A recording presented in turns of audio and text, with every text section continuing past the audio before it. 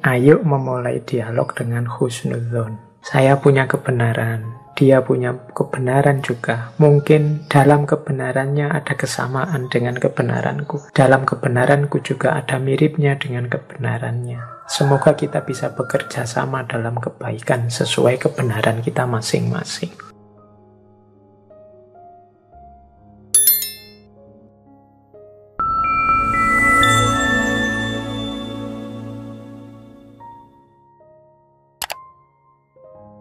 Assalamualaikum warahmatullahi wabarakatuh.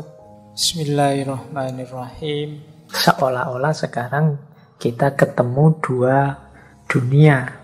Kemarin kita ngertinya kebenaran dari satu dunia, dunia kita saja. Sekarang sudah dua dunia, bahkan mungkin 3 dunia, 4 dunia, sebanyak orang yang dialog. Wawasan kita akhirnya bisa double-double, berkali lipat. Jadi, ya memang ada orang yang cerdas, orang pinter yang mampu melacak hikmah sendiri. Tapi kesediaan untuk berdialog ini sebenarnya mempercepat kita untuk memperluas wawasan. Jadi manfaat dialog yang pertama ini, orang yang anti dialog itu ya kerugiannya sebenarnya untuk dirinya sendiri, ya berarti dia wawasannya hanya seluas kebenaran yang dia tahu dan dia alami saja.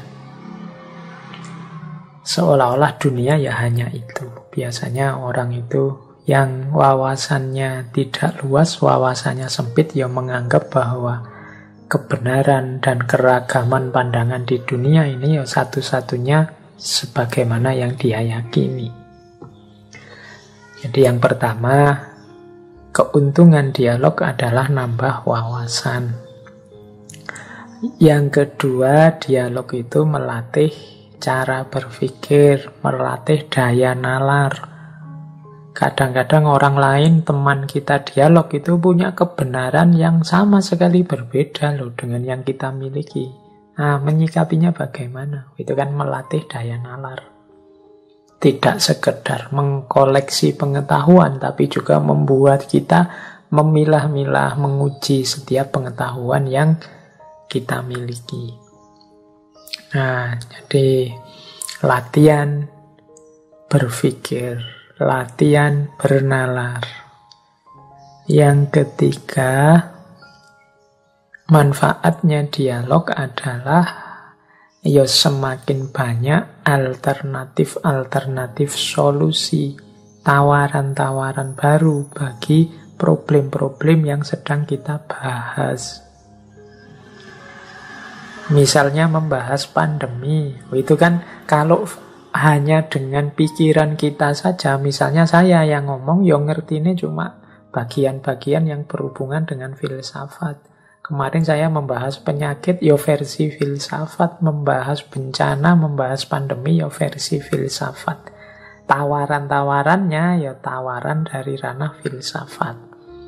Tapi kalau kita mau dialog, mempertimbangkan pandangan dari orang lain dengan bidang yang berbeda, dengan perspektif yang berbeda, kita akan lebih kaya.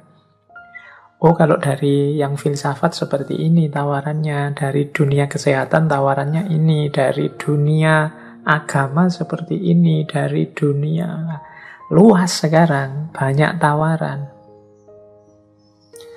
Ya, hari ini yang sering jadi masalah, kita bingung urusan pandemi ini kan karena kita sempit melihatnya, ya yang kedokteran dari kedokteran saja, yang agama dari agama saja, yang filsafat dari filsafat saja, sehingga gagasan itu ketika mau diimplementasikan ketemu banyak halangan. Kalau agama itu kan ya spesifik ranah agama, kalau kesehatan spesifik ranah kesehatan, filsafat spesifik ranah filsafat, sehingga nanti dalam banyak hal terus jadi tidak relevan. Tapi kalau kita mau dialog, mau berbagi, mau menengok dan mempertimbangkan juga ranah-ranah yang lain, mestinya cara berpikirnya semakin luas, semakin komprehensif. Semakin banyak tawaran-tawaran solusi yang bisa jadi bahan pertimbangan. Oke, jadi dialog itu nambah wawasan, dialog itu melatih cara berpikir, daya nalar, dan yang ketiga, dialog itu memperkaya alternatif solusi untuk kita mengatasi masalah-masalah dalam kehidupan. Baik, kita lanjutkan. Nah, ini kompetensi pelaku dialog. Kompetensi itu berarti orang yang mau dialog, ya kalau bisa punya kompetensi ini. Jadi kompetensi itu ya kemampuan, kapasitas. Semakin tinggi kemampuannya di kompetensi ini, ya semakin dia produktif saat berdialog. Apa sih yang harus dimiliki oleh orang yang melakukan dialog? Kompetensi apa sih? Yang pertama, kompetensi kebenaran. Yang kedua, kompetensi ketepatan. Yang ketiga, kompetensi kejujuran. Dan yang keempat, kompetensi kejelasan. Kompetensi kebenaran itu berarti seorang yang sedang melakukan dialog harus mampu mengungkap kebenaran, punya komitmen terhadap kebenaran, khususnya yang berhubungan dengan fakta dan data. Kompetensi kebenaran itu ya kadang disebut dengan istilah harus objektif. Yang benar disampaikan sebagai benar, yang salah disampaikan sebagai salah. Kalau pelaku dialog sudah tidak objektif, sudah tendensius, sudah manipulatif, ya kebenaran tidak akan ketemu. Kebenaran akan menjauh dan dialog tidak akan produktif karena orientasinya berubah. Maka yang pertama, orang yang mau dialog itu harus objektif.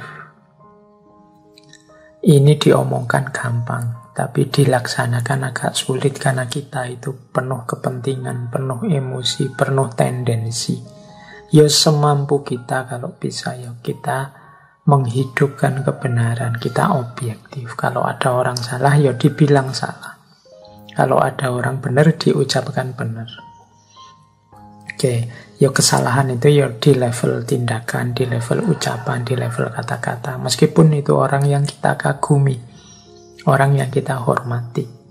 Justru kalau kita sayang dengan orang yang kita hormati, kita kagumi itu, kita ikut membantu dia kalau salah kita ingatkan. Itulah salah satu wujud kecintaan kita. Nah, ini namanya kompetensi kebenaran. Yang kedua, kompetensi ketepatan.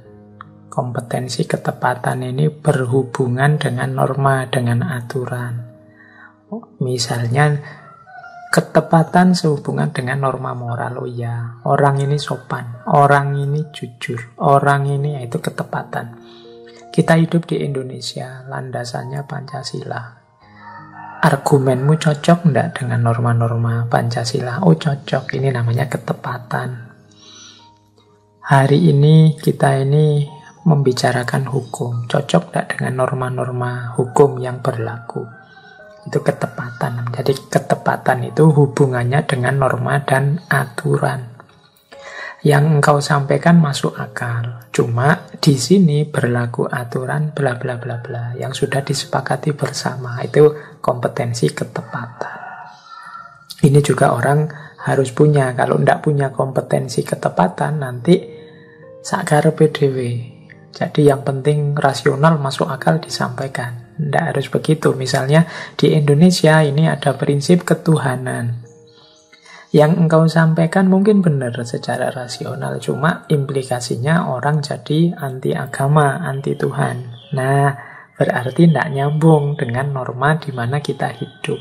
Meskipun mungkin masuk akal argumenmu itu, tapi tidak tepat. Nah, ini namanya kompetensi ketepatan. Orang yang mau berdialog harus mampu dan memiliki kompetensi ketepatan ini. Yang ketiga, kompetensi kejujuran. Kompetensi kejujuran itu kemampuan orang yang berdialog untuk mengungkapkan yang dirasakan dan yang difikirkan. Jadi, jujur, tidak pura-pura. Kan ada kadang-kadang kita dialog itu pura-pura, ya sebenarnya saya tidak setuju ini. Tapi kalau saya ungkapkan ketidaksetujuannya nanti bla bla bla bla, ada pertimbangan lain. Nah ini tidak jujur. Ya mungkin kadang-kadang kita butuh begitu, tapi ketika sudah tidak jujur, berarti dialog itu tidak produktif. Mengapa? Ya nanti keputusan yang diambil pasti kita tidak akan cocok. Wong sejak awal kita tidak menyampaikan komentar kita, pendapat kita yang kita rasakan apa adanya. Ya disampaikan saja bahwa nanti ada yang tidak setuju, ada yang tidak cocok, kan nanti disepakati bersama. Jadi tidak harus disembunyikan kalau memang kita punya pandangan yang berbeda. Jadi sampaikan saja. Ya nanti mungkin banyak orang tidak setuju, tapi yang jelas kan orang tahu di titik mana kita berdiri. Ya pastinya ketika orang tahu kan keputusan yang diambil nantinya mempertimbangkan standpoint kita, pandangan kita tadi.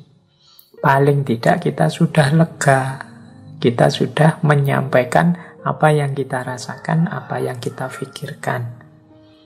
Mungkin seperti tadi, wah yang saya sampaikan ini tidak cocok dengan norma, tidak cocok dengan aturan, ya tidak apa-apa, disampaikan saja. Meskipun nanti disebut bahwa ini memang tidak sesuai dengan aturan yang berlaku di sini. Tapi kan kita sudah jujur. Yang sulit itu kalau dalam dialog sudah tidak jujur, padahal setuju atau tidak setuju dengan kesepakatan yang akan diambil. Akhirnya begitu keputusan sudah jalan, dia tidak mau jalan karena tidak setuju dengan hasilnya dialog. Sementara saat dialog dia diam saja, tidak menyampaikan yang dirasakan dan yang difikirkan. Kan sering kita mengalami begitu.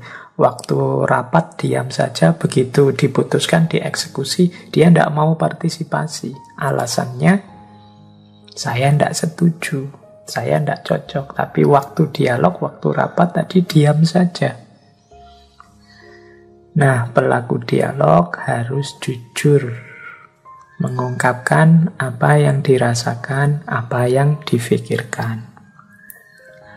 Terus, kompetensi yang terakhir yang harus dimiliki oleh seorang pelaku dialog adalah kejelasan. Kejelasan itu berarti berhubungan dengan kemampuan mengungkapkan pikiran. Kalau ini teknis, harus dilatih. Latihan ngomong yang bisa dipahami. Latihan mengungkapkan gagasan yang bisa diterima orang lain. Kadang-kadang kan ya orang ini yang mau disampaikan benar, sudah tepat, sudah jujur, tapi tidak jelas. Yang lain kesulitan menangkap yang dia maksud. Nah ini tadi yang saya bilang, makanya ya latihan ya. Kalau kita mau dialog, coba latihan mengungkapkan gagasan.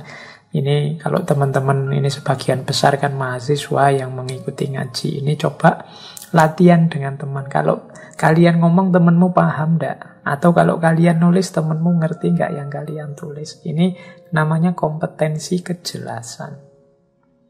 Mungkin kalian potensial, pinter sebenarnya, luar biasa. Cuma kalau ngomong atau kalau nulis enggak jelas. Cara mengungkapkan pikirannya tidak jelas. Nah ini masalah berarti. Harus kalian latih. Ya kebenaran, ketepatan, kejujuran tadi tidak akan tampak, tidak akan muncul kalau kita tidak jelas. Jadi ringkasnya teman-teman, pelaku dialog itu pastikan dia punya kompetensi kebenaran. Jadi objektif. Kalau salah ya dinyatakan salah, kalau benar ya dinyatakan benar. punya kompetensi ketepatan, jadi punya komitmen terhadap norma, aturan, nilai yang sudah disepakati bersama. Baik di level dialog itu saja maupun di level kebangsaan, kenegaraan, bahkan di level global. Itu kompetensi ketepatan, kesesuaian, kesetiaan dengan norma dan aturan. Yang ketiga, kompetensi kejujuran, kemampuan mengungkapkan apa yang difikirkan, apa yang dirasakan, apa adanya. Dan yang keempat, kejelasan. Jadi kemampuan untuk menyampaikan gagasan, untuk menyampaikan apa yang dirasakan yang bisa dipahami orang, yang jelas. Kalau sudah merasa punya 5 kompetensi ini, kemudian melakukan dialog, insya Allah dialognya produktif. Jadi ada manfaatnya, tidak sekedar menghabiskan waktu untuk berdebat, tapi ada kebenaran-kebenaran baru yang muncul, wawasan-wawasan baru yang tambah, kemampuan analisis yang berkembang. Ini kompetensi pelaku dialog. Baik, kita lanjutkan lagi. Oke, selanjutnya kita bahas tentang tipe-tipe pelaku dialog. Nah, ini kalau ini sudah orangnya. Ada 4 tipe pelaku dialog. Ya harusnya kita ada di satu tipe yang positif, karena 3 tipe yang lain itu konotasinya negatif. Jadi ada true atau noble lover, ada seducer, ada abuser, ada harasser. Tipe pelaku dialog yang pertama ini yang ideal, yang positif, yaitu pecinta kebenaran, pecinta keutamaan. Jadi orang ini berdiskusi memang ingin menemukan kebenaran, ingin mendapatkan keutamaan-keutamaan yang bisa diterapkan dalam hidup. Ini orang-orang yang serius, yang punya ciri-ciri tadi di atas, yang motifnya adalah memang menemukan kebenaran, mencintai keutamaan. Ya kalau bisa teman-teman ada di yang nomor 1 ini. Ada yang nomor 2, seducer. Seducer ini mungkin kalau di bahasa Indonesia kan artinya penggoda, pemain. Jadi orang ini diskusi itu hanya untuk senang-senang, main-main. Dia suka berakrobat logika, bermain kata-kata. Mungkin tujuannya dipuji orang, tujuannya orang kagum akan kepandaiannya dan lain sebagainya. Membuat kita tertarik, membuat kita geleng-geleng kepala. Itu tipe penggoda. Kalau orang ini, ya dia tidak peduli apakah kebenaran ditemukan atau tidak, keutamaan tersampaikan atau tidak. Yang penting dia puas. Dia bisa menunjukkan ke orang lain betapa hebatnya dia, betapa pinternya dia, betapa luar biasanya dia. Ini tipe penggoda. Kadang-kadang dia mengajukan gagasan-gagasan kebenaran yang luar biasa, yang orang takjub semua, tapi dia tidak berpikir efeknya dari gagasan itu baik jangka panjang maupun jangka pendek di tengah masyarakat. Yang penting gagasan itu masuk akal dan menakjubkan bagi banyak orang. Nah ini tipe seducer. Ya berhadapan dengan orang-orang seperti ini teman-teman ya harus hati-hati, dievaluasi ulang lagi. Bukan berarti gagasannya salah atau logikanya keliru. Tapi kita harus bijaksana mengambil yang cocok, yang sesuai, yang relevan untuk hidup kita. Ya memang pemikiran yang logis, pemikiran yang canggih itu mengagumkan. Cuma betapapun gagasan atau pemikiran itu kan pada akhirnya bagaimana dia diterapkan dan bagaimana dia membawa manfaat dan maslahat dalam kehidupan bersama di tengah masyarakat. Ya, parameter utamanya nanti ke sana. Itu tipe kedua. Kita hati-hati terhadap para penggoda. Yang ketiga, abuser. Ya, abuser ini orang yang ingin meraih kekuasaan, orang yang ingin memperoleh dominasi melalui dialog. Jadi abuser itu orang yang menggunakan powernya, kekuatannya, kekuasaannya untuk menang dalam dialog. Jadi misalnya saya diskusi dengan kalian, itu kalau saya tipenya abuser, saya tinggal bilang, ini pendapat saya, jadi kalau kalian ingin selamat, nilaimu bagus, ya kalian harus ikut pendapat saya. Ini abuser.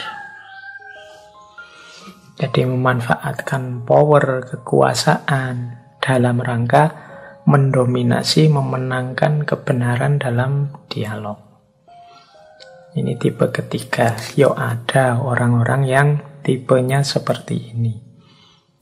Ya, menghadapi orang yang seperti ini ya teman-teman harus taktis juga, harus cerdas juga. Kalau memang ada indikasi, oh orang ini sebenarnya tidak mencari kebenaran, tapi memanfaatkan kekuasaan untuk kemenangan, kesuksesan dirinya sendiri. Nah, ini berarti ya, kebenaran yang dia sampaikan harus dievaluasi ulang. Apakah memang benar, ataukah di situ ada cacat-cacat logis, cacat-cacat rasional, atau tidak nyambung dengan kemanfaatan, kemaslahatan hidup bersama. Ini tipe ketiga. Ada lagi tipe keempat, haraser. Haraser itu orang yang berdialog tujuannya untuk menyakiti, menunjukkan jeleknya orang lain, biar orang lain kapok yang berbeda dengan kita itu, biar orang lain sadar betapa jeleknya dia, betapa tidak kompetennya dia. Itu namanya haraser.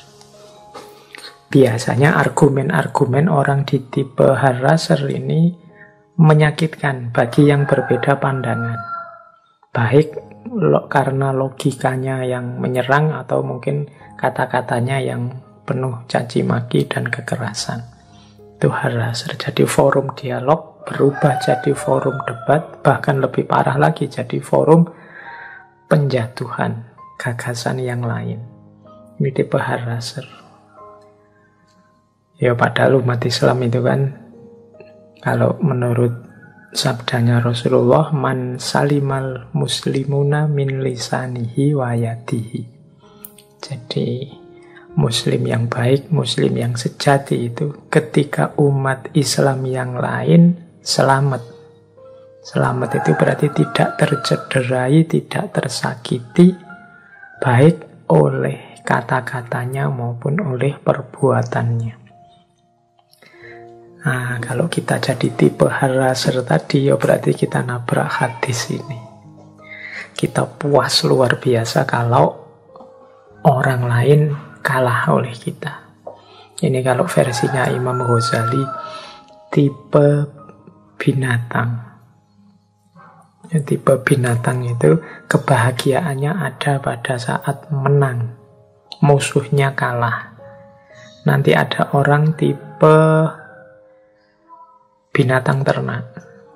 Binatang ternak itu kebahagiaannya ya kalau makan, minum, seksnya beres. Tipe binatang yang saya sebut tadi itu tipe binatang buas. Binatang buas itu ya suksesnya kalau senengnya kalau musuhnya kalah. Kalau musuhnya jatuh. Itu. Nanti ada lagi tipe setan. Kalau tipe setan itu puas kalau tipu dayanya sukses.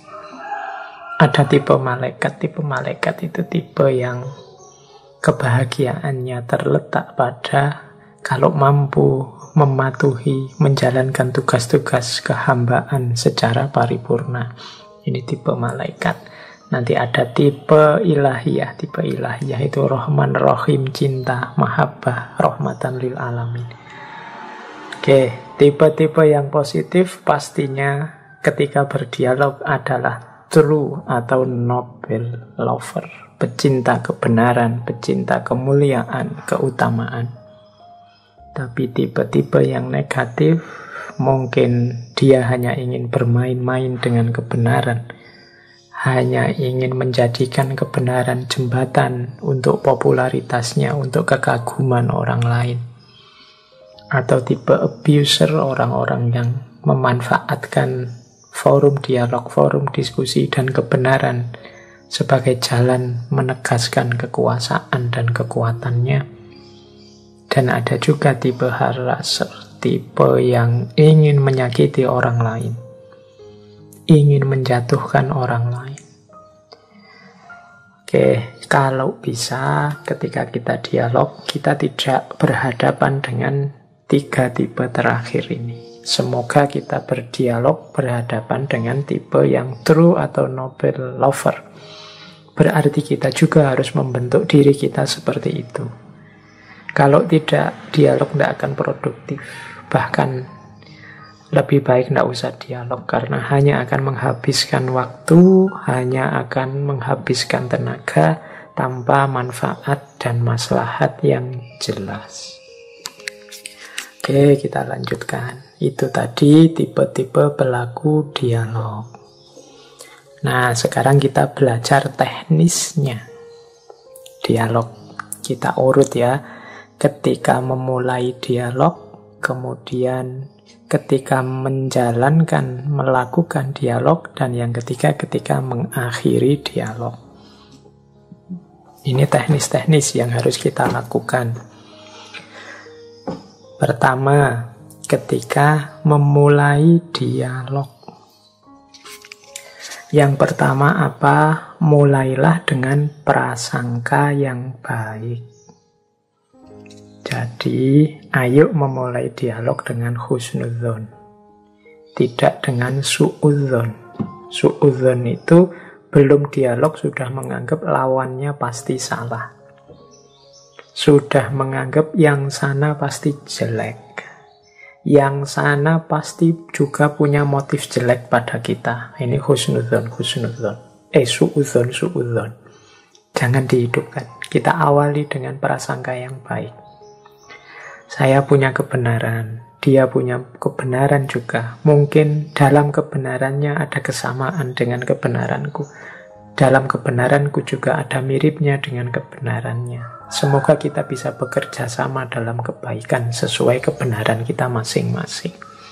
Ini prasangka baik. Semoga kita bisa menemukan titik bersama untuk menata kehidupan ini menjadi lebih baik. Kalau bahasanya Al-Quran, ta'alau ila kalimatin sawa.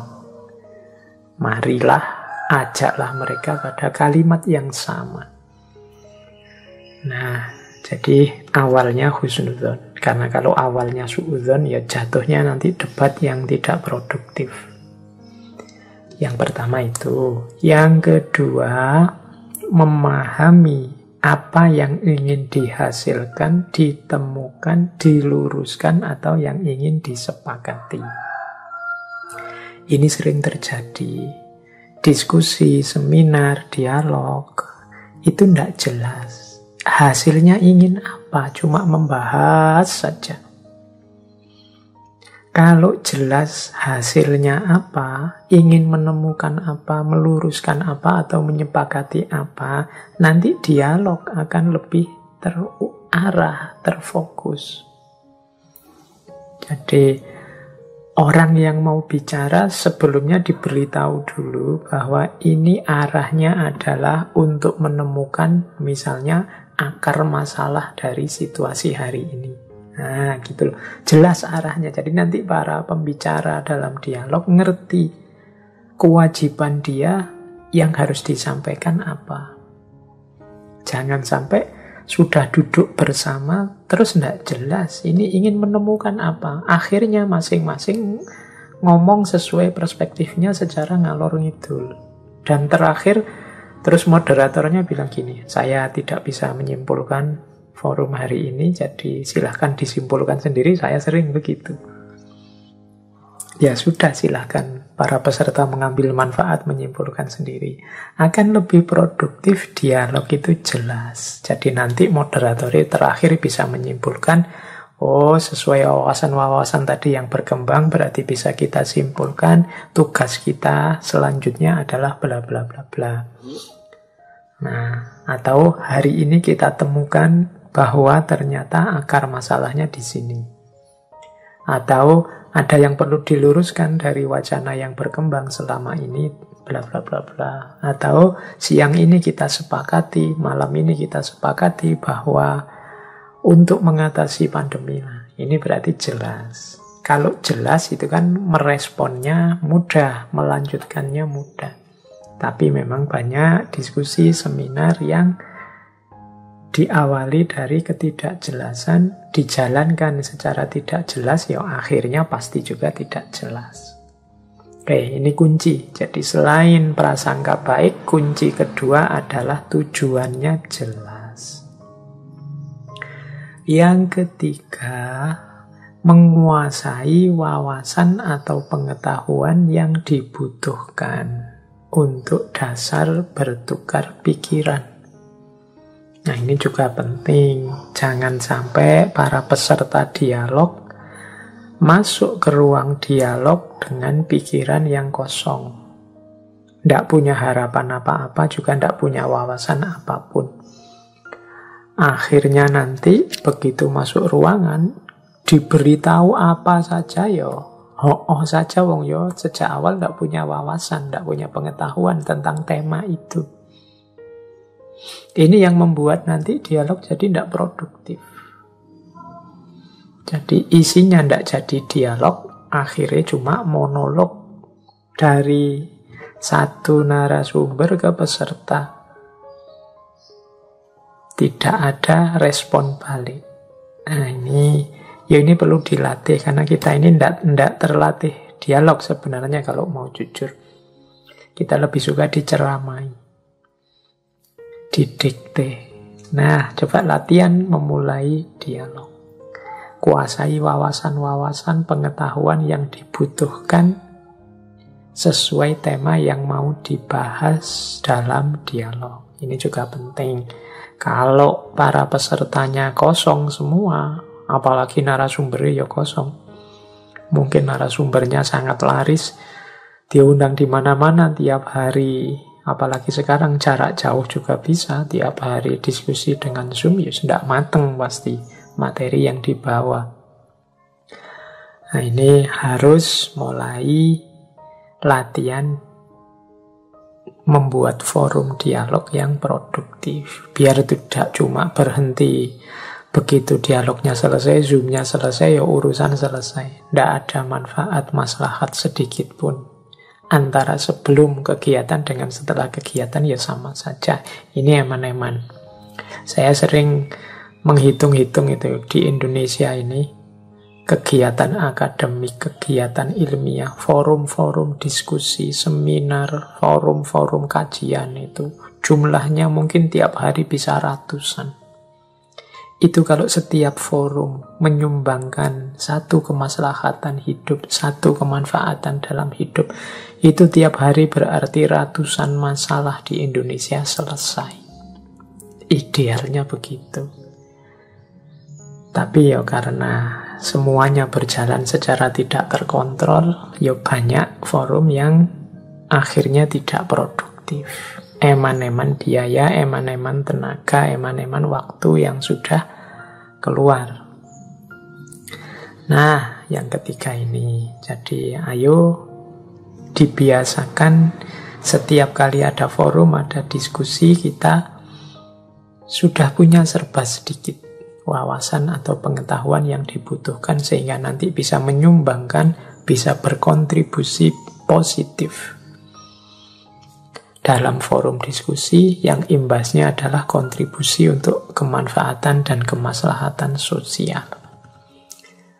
Yang ketiga, kalau ini semangatnya, spiritnya, masuklah ruang diskusi dengan spirit menemukan yang lebih benar, menemukan yang lebih baik dari kebenaran dan kebaikan yang selama ini kita yakini.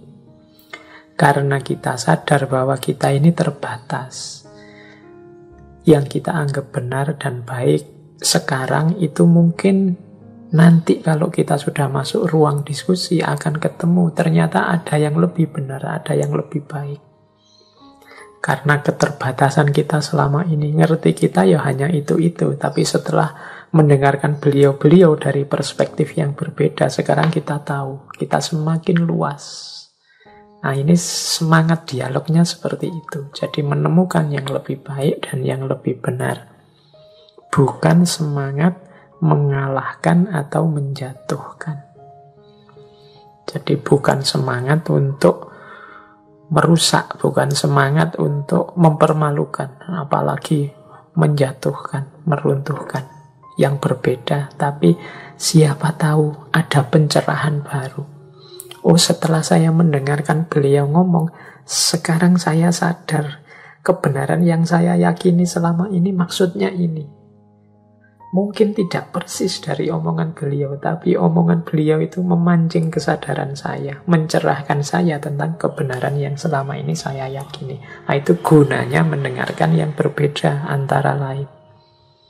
Maka jangan segan, jangan males untuk berbagi pandangan. Membuka telinga lebar-lebar terhadap gagasan-gagasan yang lain yang baru.